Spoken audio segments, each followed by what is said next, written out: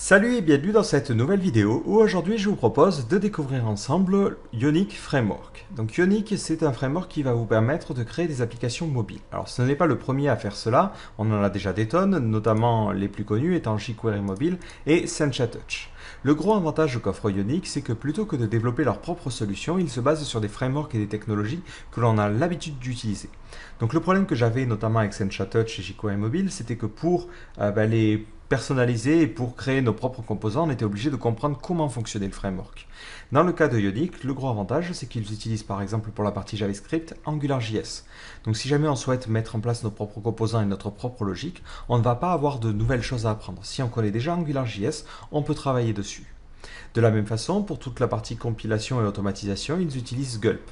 Donc Gulp qui va vous permettre notamment de compiler les CSS, de fusionner les JS et ainsi de suite, ainsi de suite.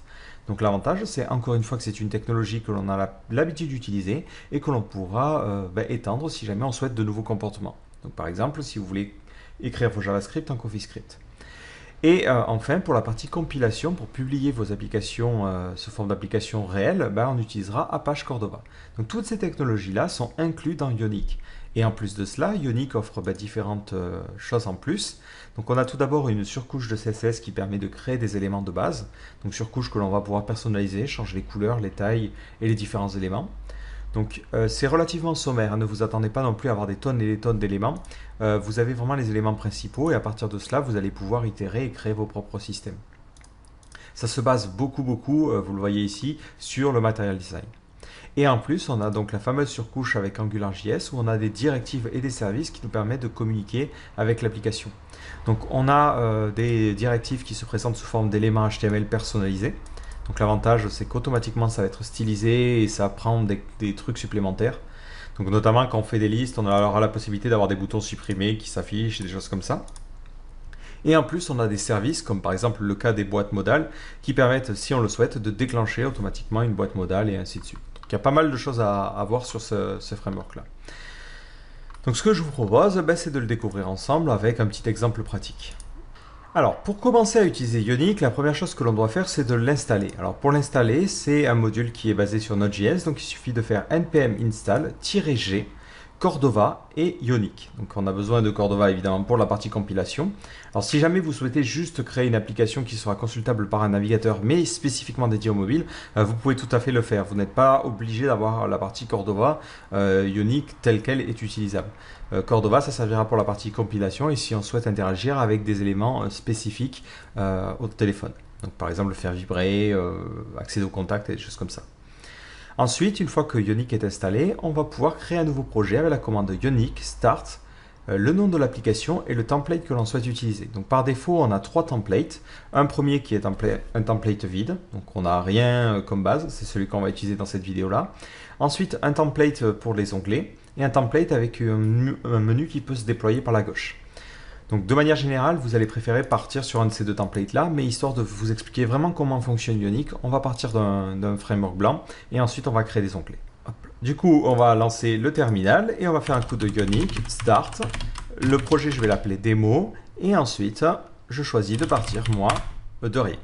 Donc automatiquement, il va créer un nouveau dossier démo dans mon dossier lab et ensuite, il va configurer tout le projet. Donc l'avantage, c'est que vous n'avez rien à faire, il va se charger un petit peu de tout le bordel.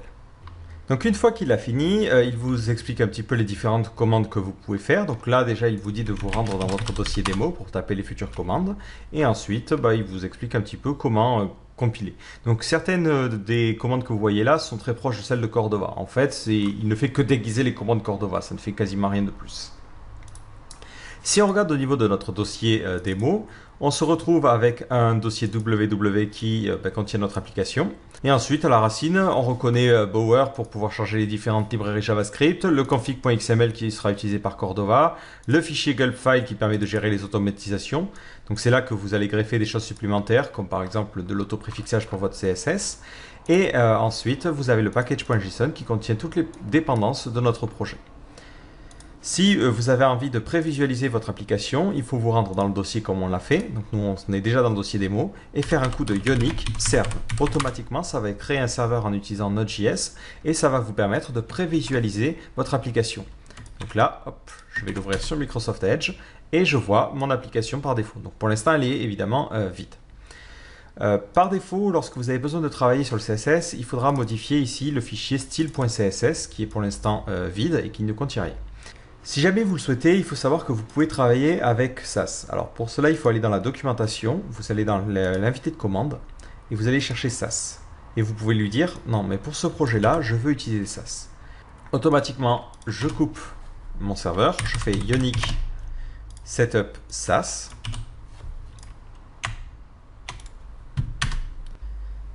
Voilà, donc il a fini. Automatiquement, il a installé les différentes dépendances. Et dans notre dossier SCSS qui se situe dans la racine de notre projet, on a le fichier ionic.app.css, fichier que l'on va pouvoir modifier pour personnaliser notre CSS. On pourra notamment changer les couleurs pour pouvoir changer le comportement de notre élément. Donc maintenant, si je redémarre le serveur, je fais un coup de Ionic serve. Hop, il va réouvrir donc, la même adresse. Donc moi, il me suffit juste d'actualiser cette page-là. Je vais la mettre sur le côté comme ceci. Parce que dans tous les cas, on va compiler une application mobile. Hein. Donc on s'en fiche de tester ça sur un grand écran. Voilà. Si je me dis, bon, ben, j'ai envie de changer la couleur light et je vais mettre quelque chose de rouge, automatiquement, on voit qu'il compile le CSS. Alors dans mon cas, ça ne change pas la couleur ici parce que la couleur de la barre, c'est stable. Si on regarde dans www.index.html, on a notre template de base qui contient donc un panneau. Dans ce panneau, on a le header qui a la classe bar-stable. Donc ça veut dire que ça utilisera la couleur stable, sachant qu'on a la possibilité de choisir parmi toutes ces couleurs-là. Donc si j'ai envie par exemple qu'elle soit verte, je mets couleur positive. Et automatiquement, hop, alors c'est pas vert dans le cas de Ionic, c'est bleu, mais voilà, ça change la couleur. Donc si j'ai envie de changer le CSS, je peux le faire en changeant la couleur de stable. Et hop, le CSS est compilé et j'ai un système de live reload qui se fait de manière automatique. Donc vous voyez, j'ai absolument rien configuré. C'est ça qui est vraiment génial avec ce framework-là, c'est qu'il arrive préconçu et vous n'avez plus qu'à travailler sur votre CSS et ça va fonctionner. Alors, du coup, nous, on va pas changer les couleurs, on va rester sur la base et on va mettre la petite barre en positive parce que c'est plus joli quand c'est bleu. Donc, vous voyez, pour la partie HTML, ça utilise beaucoup d'éléments spécifiques à Ionic. Donc, ce que l'on va faire, c'est qu'on va s'intéresser aussi sur la partie JavaScript. Comment fonctionne notre application.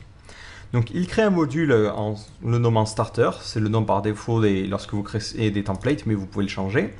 Ça utilise le module Ionic, donc qui importe toutes les librairies. Ensuite, ça définit quelques variables de configuration pour la partie, pour la gestion en fait du clavier. Donc là, c'est si vous utilisez ou non un plugin. Et ça change la statue bar. Donc ça, c'est pour Android, mais aussi pour iOS, parce que la barre, vous pouvez changer sa couleur. Donc là, ça vous permet d'avoir une couleur sous le panneau horloge, réseau et tout ça. Et le template blanc n'arrive vraiment avec absolument rien. Donc à partir de là, vous pouvez faire votre propre bordel. Alors pour la partie routing, ça n'utilise pas directement le routeur de AngularJS, mais ça utilise Angular UI Router. Donc si vous avez déjà travaillé avec, vous savez à quel point c'est pratique. Sinon, vous cherchez Angular UI Router et vous allez tomber sur cette documentation qui vous explique comment ça fonctionne. Donc il y a pas mal de lectures, mais ça fonctionne globalement sur un système d'état qui vous permet d'avoir plusieurs niveaux, donc ce qui est beaucoup plus poussé que le truc par défaut dans AngularJS. Donc si on regarde sur la documentation, pour créer nos propres routes, hop, il nous suffit de faire ça. Donc nous, ici, notre module ne s'appelle pas myapp, mais directement, hop, ils n'ont pas donné de nom, donc on mettra directement un point comme ceci. Bien qu'on puisse le stocker dans une variable pour pouvoir avoir des appels plus tard, mais pour l'instant, ça ne sera pas nécessaire. Et ensuite, on ferme la fonction comme ceci. Donc le state provider va nous permettre de définir les routes et le URL router provider va nous permettre de définir la route qui sera utilisée par défaut. Donc on va par exemple créer un premier state en faisant state provider .state. On lui définit un premier state qu'on va appeler par exemple la page d'accueil et ensuite en second paramètre on lui passe tout un tas d'options.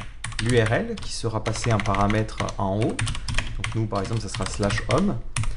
Le template URL, quel fichier il va devoir charger lorsque il va atteindre cette page-là. Donc nous, on va le mettre dans un dossier qu'on va appeler templates. Et ensuite, on va l'appeler home.html. Et enfin, le contrôleur. Donc soit le contrôleur, vous pouvez le mettre au niveau de l'HTML, soit vous le mettez au niveau des routes. Donc nous, on va l'appeler par exemple ici home.ctrl, home-controller. Donc là, on a défini notre premier state. Ensuite, on va dire à l'URL router provider que par défaut, s'il ne trouve aucune URL, il va se rendre sur la page /home. Et ce que je vais faire, c'est que je vais aller créer donc, ce fichier home.html dans un dossier template. Donc je vais créer... Du coup, je vais aller dans le dossier www, je vais créer un dossier templates et je vais créer un fichier home.html. Et je sauvegarde. Si j'ai envie de créer un nouvel état, il me suffit ici, par exemple, de faire un $stateProvider.state. On va déclarer un nouvel état qu'on va appeler page ou à propos. Ou, allez, on va l'appeler about. L'URL, ça sera... Je ne sais pas pourquoi je vais à tout prix mettre des guillemets. Donc ça sera /about. Le template URL, ça sera le dossier templates. Templates/about.html. Et ensuite, le contrôleur. Donc pour l'instant, je ne crée pas les contrôleurs, mais je leur donne quand même un nom. Si plus tard, je souhaite le faire, comme ça, je les aurai. Donc j'ai envie de créer un lien qui permet d'aller de la page About vers la page, de la page Home vers la page About. C'est très simple. Je vais aller mettre ici un petit lien. Pour l'instant, je ne mets rien et on va mettre About. Donc pour les liens, soit on met directement l'URL en mettant /about, soit on peut utiliser la directive UI-sref qui permet de dire state-ref. Et donc là, plutôt que de mettre l'URL, on met le nom du state. Donc moi, dans mon cas, c'est about. Même si on a fait les modifications, on remarque que ce que l'on a écrit dans cette partie-là n'est pas encore visible sur l'application. Donc vu que l'on souhaite avoir une application qui fonctionne avec un système de navigation, il va falloir modifier le code HTML de base. Donc ce que l'on va faire, c'est qu'on va remplacer le code qui a été écrit par défaut, et à la place du yon content qui aurait normalement le contenu de notre vue, on va mettre un yon-nav-view. Et automatiquement, la vue sera chargée dans cet élément-là. Si on actualise, on voit bien notre petit bouton à propos. Ensuite, on veut quand même récupérer la barre que l'on avait en haut. Donc là, on va mettre une petite barre en faisant yon-nav-bar. Comme c'était tout à l'heure, on peut aussi lui rajouter une classe. Donc par exemple, on lui rajoutera la classe bar-positive pour avoir la même couleur que tout à l'heure, c'est-à-dire une barre bleue. Alors à l'intérieur, on n'a pas de titre. Donc pour piloter les titres de la navbar, ça va se gérer directement au niveau des vues. Je vais entourer tout mon code, parce qu'en plus, je vois que le about il doit se situer sous la barre, d'un élément qui s'appelle yon-view. Donc ça permet d'indiquer à Ionic que l'on est en train de créer une vue. Et sur cette vue-là, on va pouvoir définir différents attributs, dont notamment l'attribut viewTitle. Donc là, on va mettre view-title égale homme. Et après, on peut mettre à l'intérieur ce que l'on veut. Alors, je vois que ça ne fonctionne pas. Si j'inspecte un petit peu mon élément et que je regarde au niveau de la console, hop, je vois que j'ai une erreur comme quoi il ne connaît pas le contrôleur. Alors, vu que je n'ai pas encore créé mes contrôleurs, je vais les supprimer de ma partie state. Voilà, pas la peine de faire des contrôleurs vu qu'on n'aura aucune logique. Donc je vois maintenant que le titre est bien pris en compte. Par contre, je ne vois pas mon contenu parce qu'il faut l'entourer d'un élément qui est la classe yon-content. Alors cet élément, c'est un élément qui va vous être très très utile parce que vous allez avoir la possibilité de gérer plein de choses. Notamment, c'est ce qui va vous permettre de rendre une vue scrollable. Alors ce que je vais faire, c'est que je vais créer beaucoup de lorem. On va en imaginer 10. Voilà.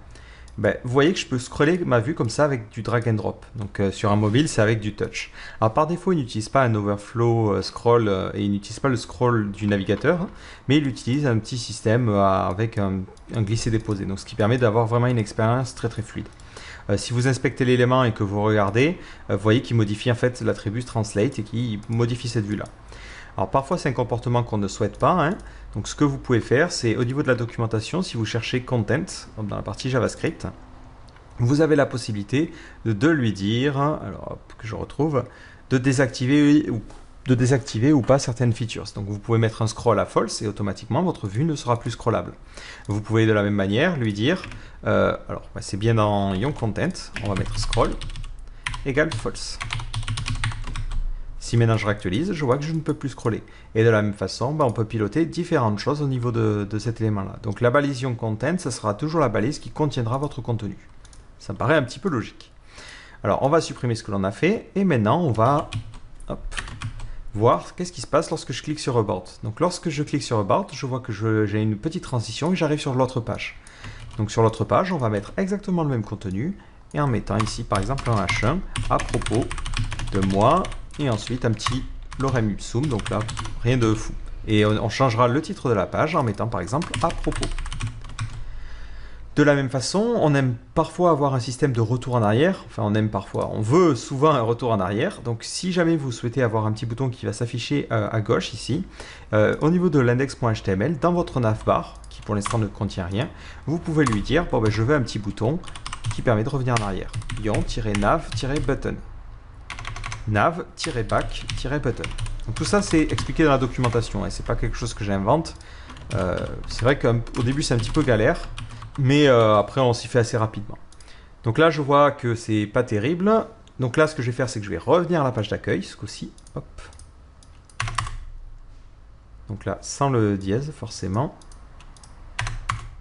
Donc je suis redirigé sur la home, je clique sur About et je vois que j'ai comme ça le système de retour en arrière.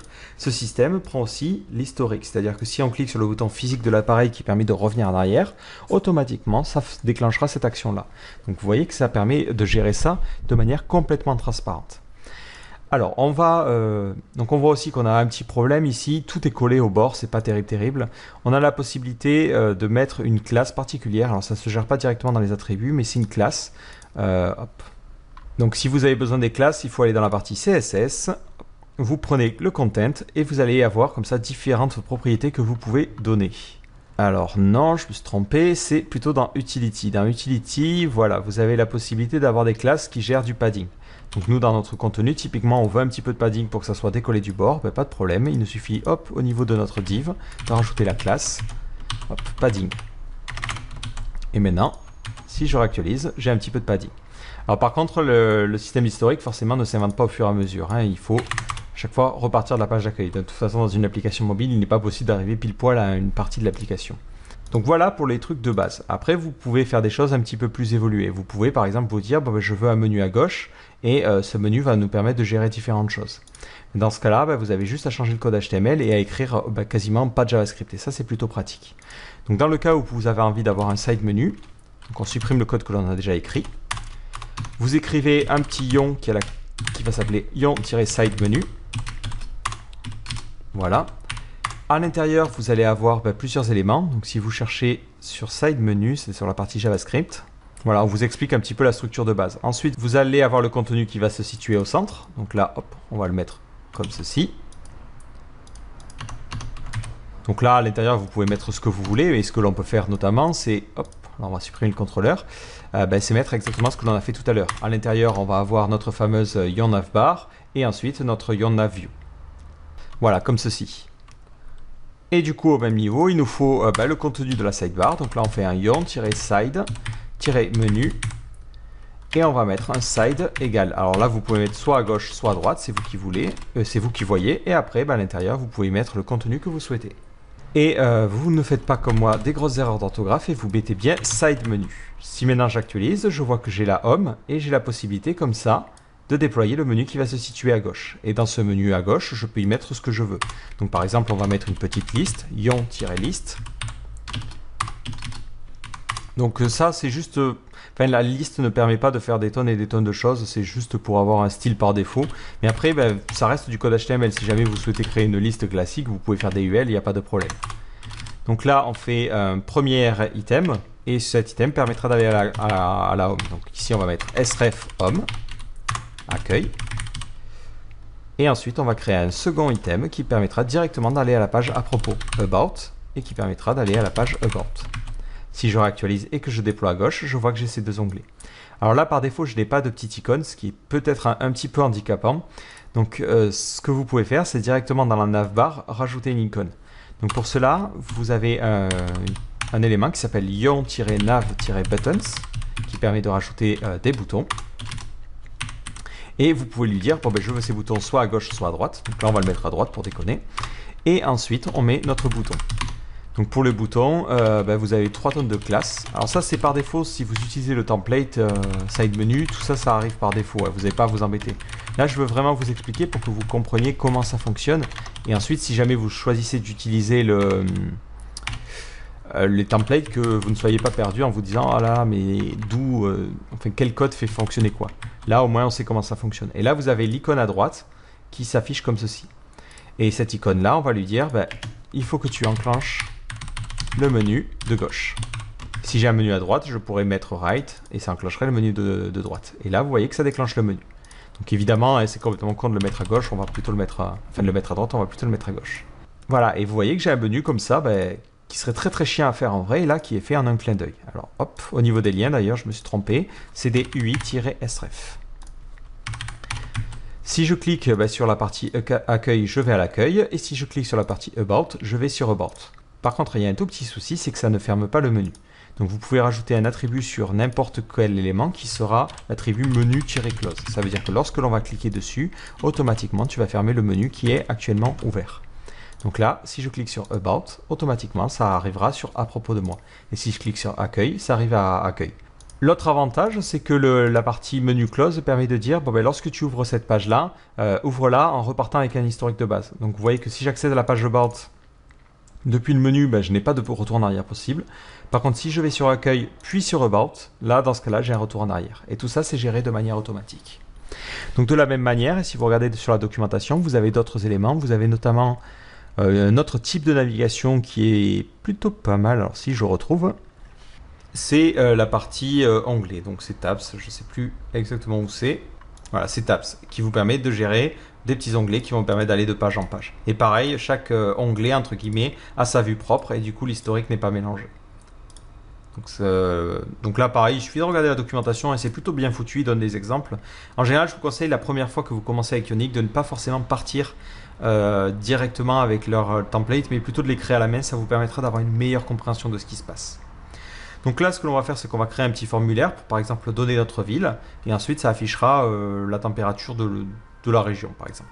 Donc au niveau des formulaires, il n'y a pas vraiment de JavaScript possible, sauf pour les checkbox, parce que vous voyez, elles sont stylisées d'une certaine manière. Mais sinon, il faut aller regarder dans la partie CSS, et vous allez dans les formulaires, et vous allez créer des formulaires basiques. Donc nous, on va prendre ce template-là. Hop. Donc on va aller sur la partie Home. On va garder le Young Content. On va le laisser scrollable parce que forcément ça peut être utile et dans tous les cas on n'a pas besoin de repasser. Et on va demander à l'utilisateur sa ville. Donc là on va mettre un placeholder ville, un input de type texte et on va joindre un modèle. On va mettre ngModel égale city. Voilà, donc ensuite on va créer un formulaire. Donc là on va plutôt créer un form. Et pour l'input de type submit, on va créer un bouton qui aura la classe ptn, enfin button. Et on va appeler ça envoyer. Donc là, je vois que mon bouton n'est pas terrible. Alors on va regarder ce qu'ils ont fait pour avoir des jolis boutons comme ceci. Ils leur mettent la classe button block et button positive. Ok. Voilà, donc après on peut rajouter du padding si on le souhaite, hein. C'est juste une div à rajouter autour des éléments que l'on veut espacer. Donc une div qui a la classe padding et à l'intérieur notre bouton. Donc dès que je vais cliquer sur envoyer, je veux qu'il aille sur une autre vue qui va me permettre de voir la météo de la ville en question. Du coup,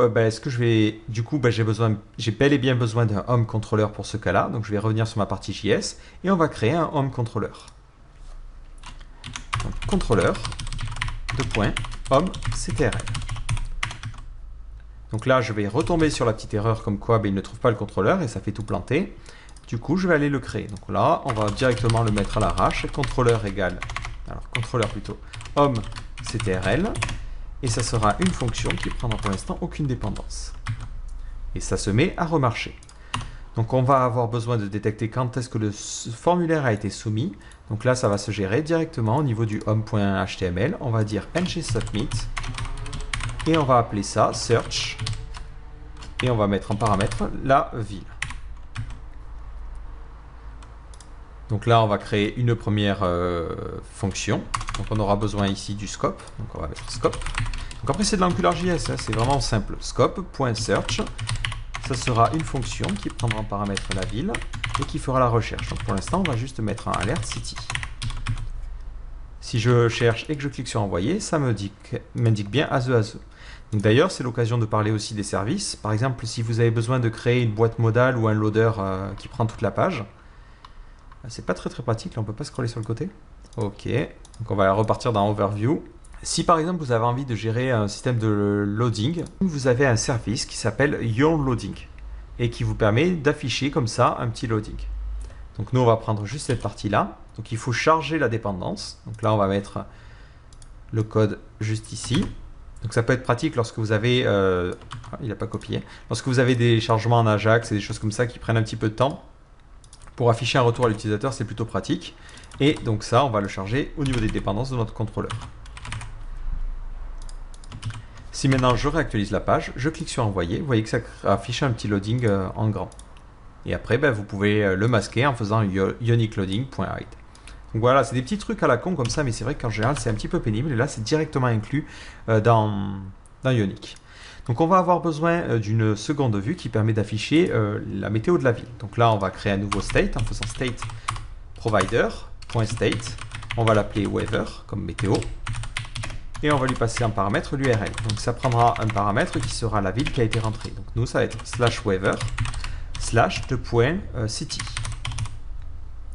Et après, le template URL, ça sera le fichier templates/weather.html. Voilà, je vais aller créer ce fichier-là. Donc je vais aller créer un nouveau fichier dans le dossier www templates et je vais l'appeler weather.html.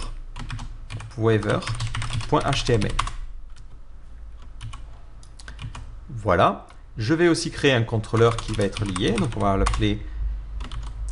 Donc on va créer le contrôleur et on va l'appeler weather.ctrl. On va créer une fonction qui prendra un scope toujours en paramètre.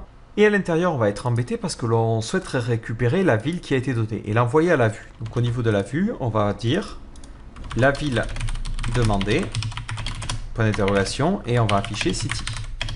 Alors tout ça pour que ça soit affichable, il faut le mettre dans un ion view et ensuite un ion content.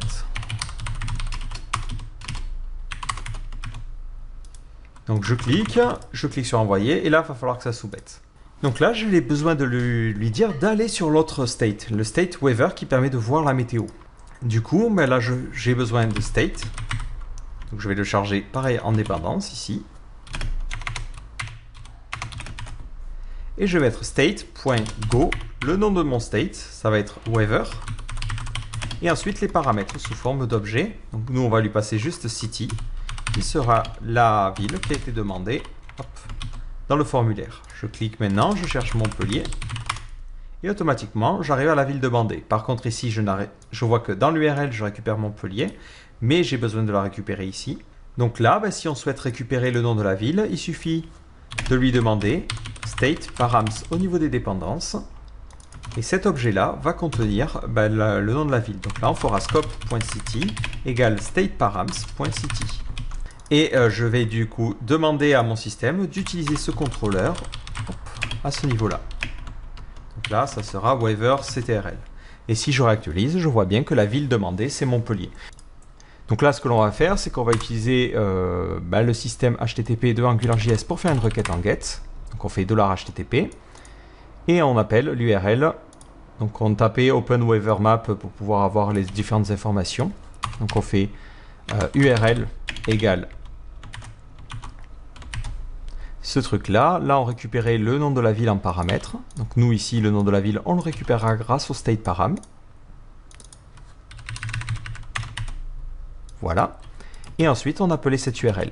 Donc, on faisait un coup de $scope. On faisait un coup de $HTTP.get.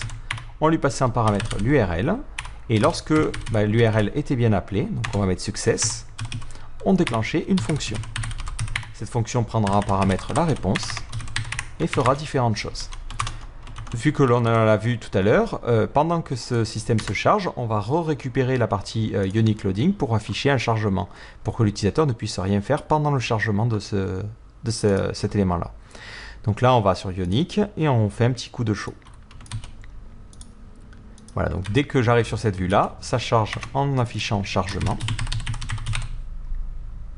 Hop. Bon, on va rester sur 2 lignes, c'est pas si mal. Bon, c'est pas grave pour l'indentation. D'habitude, j'utilise PHP Storm, mais là, c'est vrai que avec Sublime, il le fait pas automatiquement, alors ça me perturbe un petit peu. Voilà, et donc lorsque la fonction aura bien fini de s'exécuter, on fera un Ionic loading.hide. Et on va aussi mettre en place la météo dans le scope en faisant scope.weather égale response. Côté weather.html, on va afficher directement la météo en faisant weather.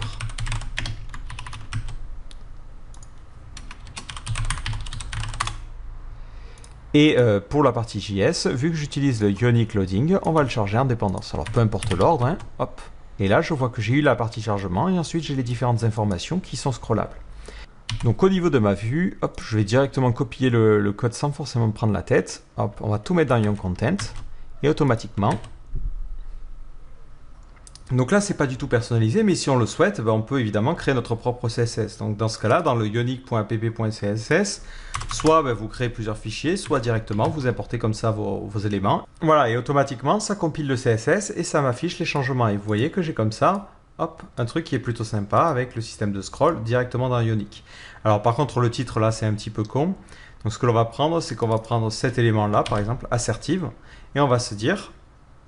Bon, ben, au niveau de mon index.html, on va personnaliser un petit peu notre application et on aura fini avec ça. Donc on va aller dans le index.html. Là-bas, on va la changer pour du positive parce qu'on la voulait bleue. On peut changer la couleur du positive en s'inspirant de cette couleur-là. Donc c'était, hop, ça.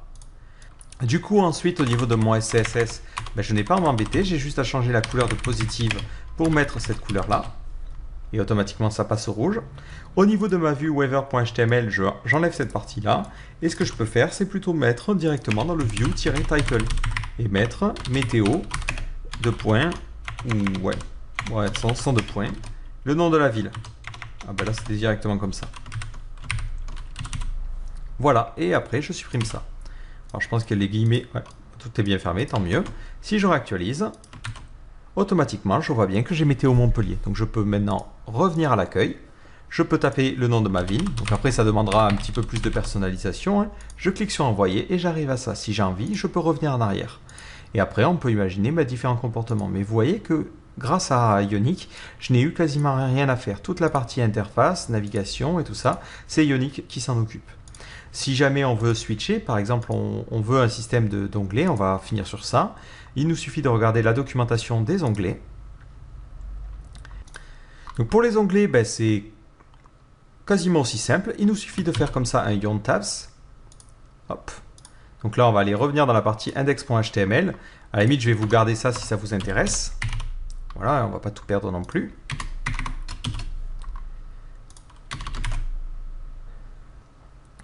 Donc on a les différents onglets qui vont s'afficher tout en bas. On veut quand même une barre de navigation, donc on va reprendre ce que l'on avait juste ici. Donc on va le mettre avant les tabs. Voilà, hop. Alors pour les onglets, c'est un petit peu différent. On va avoir la classe qui choisit un petit peu le format des icônes. Ensuite, on aura les différentes icônes et à l'intérieur ici, on aura une vue. Donc là, on va mettre une ion-nav-view. Et ensuite, on aura la même chose pour l'autre onglet. Donc là, vous vous dites peut-être, attends, c'est un petit peu bizarre parce que du coup, tu as deux ion nav view. Comment il va choisir où mettre les choses? Alors, on va continuer quand même. Ici, hop, on va mettre un premier UI sref vers la page home. Et là, on va mettre un second UI sref vers la page about. Ben, ce que l'on va faire, c'est qu'on va donner des noms à nos vues. Donc là, ça sera la vue about. Et là, ça sera la vue main. Au niveau de nos systèmes, je vais enlever le icône on et juste mettre une icône, ça suffira. Hop. Donc par défaut, je crois que si on ne met pas de off et qu'on met juste une icône, il joue juste sur l'opacité. Ça devrait largement nous suffire dans notre cas. Voilà. Et ce que l'on va faire, c'est qu'on va lui dire au niveau de notre state, donc c'est dans la partie app.js, que le template, on ne veut pas le charger n'importe où, mais on ne veut le charger que dans une vue particulière. Donc là, on va lui dire que, hop, ça va charger ce template about dans la vue qui s'appelle about. Donc là, ça sera about, deux points, et ça prendra ces attributs-là. Et comme ça, on peut charger différents contenus à différents endroits. On peut dire que quand on cliquera sur about, par exemple, ça chargerait dans d'autres éléments et d'autres vues, différentes choses. On peut avoir une navigation comme ça avec plusieurs onglets. Et dans le cas de la partie home, donc là c'est ici, ça ira directement pour le... Alors le contrôleur, ça sera home controller. Voilà. Et ça sera pour la vue qui s'appelle main. Et enfin, pour la partie weather, ça sera la même chose. Ça sera pour la vue main seulement. Donc là, on mettra views, deux points, main. Et pour main, ça sera tout ce bordel. Donc là, d'ailleurs, on va passer sur plusieurs lignes parce que vu que j'ai voulu faire un petit écran, ce ne sera pas bien visible sinon. Voilà. Et Donc on y est presque, et je change ici. Alors je sais pas pourquoi, j'ai dû faire un copier-coller foireux, mais j'ai maintenant mon petit onglet About qui permet d'aller à la page About, et cette vue-là qui permet d'accéder à tout le contenu. Ce qui fait que si je clique sur Montpellier, ce qui fait qu'automatiquement j'ai la petite navigation. Alors au passage, j'ai cette petite icône dégueulasse qui n'a plus lieu d'être parce qu'on n'a plus de side menu, donc on va la supprimer. Ouais. Voilà, on va garder le back button. Et j'ai mes deux onglets qui fonctionnent de manière indépendante. Donc je vois que je peux aller à cet autre onglet. Et quand je reviens, celui-là, il a toujours gardé la persévérance. Donc si vous voulez, j'ai deux vues. Chaque vue a son propre système d'historique. Et tout ça est géré directement par Ionic. Et hop, je peux revenir à l'accueil pour pouvoir taper une autre ville. Et je peux aller sur la page à propos et revenir. Et la page à propos elle-même pourrait avoir une autre page avec plus d'informations. Et ainsi de suite, ainsi de suite. Donc après, c'est à vous d'imaginer un petit peu ce que vous voulez faire. Donc voilà, comme ça, vous avez vu un petit peu les deux exemples. Donc après, vous avez des tonnes et des tonnes de choses qui sont possibles de faire. Donc vous avez la possibilité de gérer des boîtes modales. Donc ça se passe un petit peu comme le système de loading. Ça se fait à travers un service qui s'appelle Ionic Modal qui permet de déclencher les boîtes modales. Vous avez un système de slidebox. Donc là, c'est un peu comme un système de galerie avec des glissés-déposés. Donc ça peut être utile si vous avez une petite galerie à afficher. Bon, c'est assez sommaire par rapport à ce que vous pouvez faire. Donc soit vous pouvez utiliser ça si ça correspond à vos besoins, mais après, libre à vous d'utiliser vos propres librairies. Si jamais vous avez besoin d'un truc qui est personnalisable à foison, vous pouvez utiliser All Carousel par exemple, ça fonctionnera. Étant donné que vous pouvez vraiment mettre du JavaScript, qui sera évidemment compatible avec AngularJS pour fonctionner. Et après, vous avez aussi de la même façon la possibilité de communiquer avec des éléments natif. Donc vous pouvez utiliser NG Cordova par exemple, mais ils intègrent aussi un plugin pour la gestion des claviers. Donc pour installer ce plugin là, il faudra faire un coup de Cordova plugin install, où vous pouvez le faire directement avec Ionic. C'est-à-dire qu'on vous donne comme ça ce plugin à rajouter. Donc vous pouvez le faire via Cordova, mais en fait Ionic comprend aussi ces commandes là. Donc vous pouvez aller dans votre terminal. Donc on va couper le serve et faire un coup de Ionic plugin, add, et à ajouter le plugin de keyboard. Donc ça, c'est typiquement un plugin qui vous permet d'afficher ou de masquer le keyboard suivant certains cas, et aussi de changer des règles CSS. Donc vous pouvez dire j'affiche un élément quand le keyboard s'affiche. Si jamais ensuite vous avez envie de tester votre application, donc vous pouvez faire un Ionic Platform Add Android. Alors, je ne sais pas si c'est plateforme avec un S ou pas. Nope, ça a l'air bon. Donc là, dans ce cas-là, il va rajouter dans votre dossier plateforme votre plateforme Android. Donc ça sera dans le dossier démo et ensuite platforms. Et ensuite, vous pourrez faire un coup de Ionic Run Android et ça va fonctionner sur votre petit téléphone Android. Ou ce que vous pouvez faire, c'est faire un Ionic Emulate Android et automatiquement, ça lancera. Donc si vous avez bien tout configuré sur votre système, évidemment, ça lancera tout le bordel de Java, JDK et compagnie. Ça compilera un Android debug et ça vous permettra de voir votre application fonctionner directement sur un émulateur Android. Donc d'ailleurs, c'est vrai qu'à l'époque où je vous avais parlé de Cordova, j'avais dit que l'émulateur était un petit peu lent. Donc là, ça s'est pas mal amélioré. C'est-à-dire que la première fois, c'est quand même long à lancer, mais les fois suivantes, c'est assez rapide. Donc vous pouvez tout à fait tester avec l'émulateur, mais de manière générale, je vous conseille quand même vraiment d'avoir un Android. Et après, vous pouvez faire les autres commandes, donc notamment Ionic Build, si jamais vous voulez construire l'application, et ainsi de suite, quoi.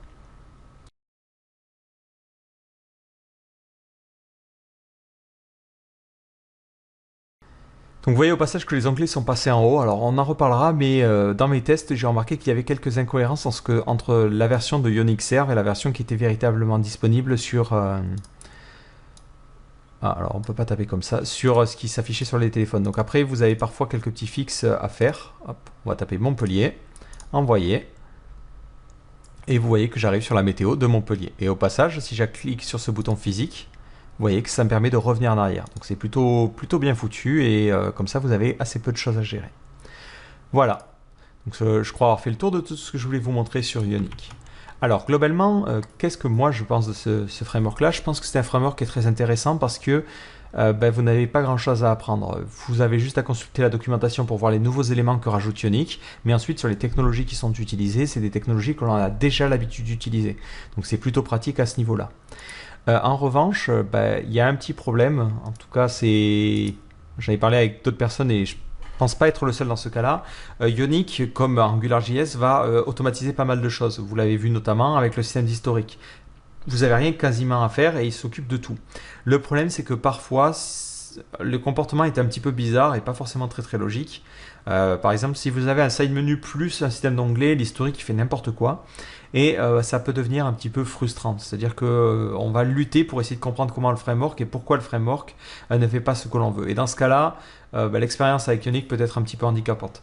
Ceci étant dit, si vous sortez pas forcément beaucoup du cadre, c'est un framework qui marche relativement bien, qui fonctionne dès le premier coup et qui, vous le voyez, va vous simplifier la chose. J'ai essayé de créer des applications from scratch, typiquement avoir une vue scrollable qui fonctionne correctement sur iOS et Android et qui donne le même effet, c'est un véritable enfer.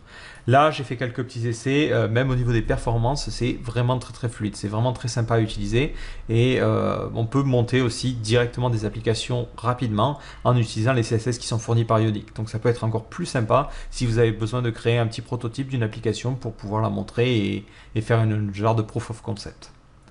Voilà, donc globalement, c'est un framework que je vous invite à essayer et à voir s'il convient un petit peu à votre situation. Donc j'espère que cette vidéo vous a permis de mieux comprendre ce qu'est Ionic et comment on peut l'utiliser. Et je vous donne rendez-vous dans une prochaine vidéo. Ciao!